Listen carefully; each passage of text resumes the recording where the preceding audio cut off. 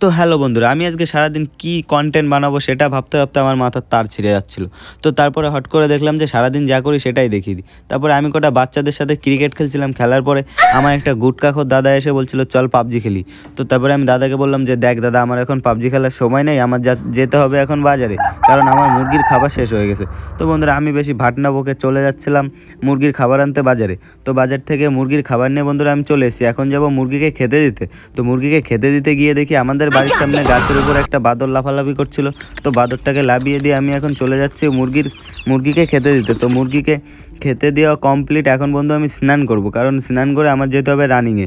তো রানিংয়ে যখন যাব ভাত তো খেতে পারবো না, তো দুটো কলা আর একটু জল খেয়ে আমি চলে আসলাম রানিংয়ে।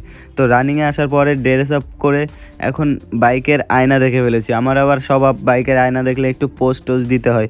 তো বন্ধুরা, তারপরে আমি পোস্ট টোজ দিয়ে স্টাইল দিয়ে চলে গেলাম ওয়ার্কআউট করতে। তো তারপরে 1600 মিটার কমপ্লিট করে আমি একটু ব্যায়াম করে নিলাম, ওয়ার্কআউট করে নিলাম। ওয়ার্কআউট করার পরে বন্ধুরা কটা পুশ আপ মেরে দিলাম, ঠিক আছে।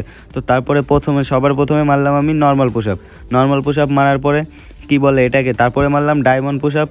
তো ডায়মন্ড পুশ আপও অনেকগুলো মারলাম। মারার পরে এই পুশ আপটার নাম কি আমি জানি না বন্ধুরা, তোমরা যদি কেউ জেনে থাকো আমাকে কমেন্টে জানিও, ঠিক আছে। তো আমার পুশ আপ মারা কমপ্লিট। তো তারপরে আমার বন্ধু এখন মারবে পুশ আপ, তো তোমরা দেখতে থাকো আমার বন্ধুর পুশ আপ মারা।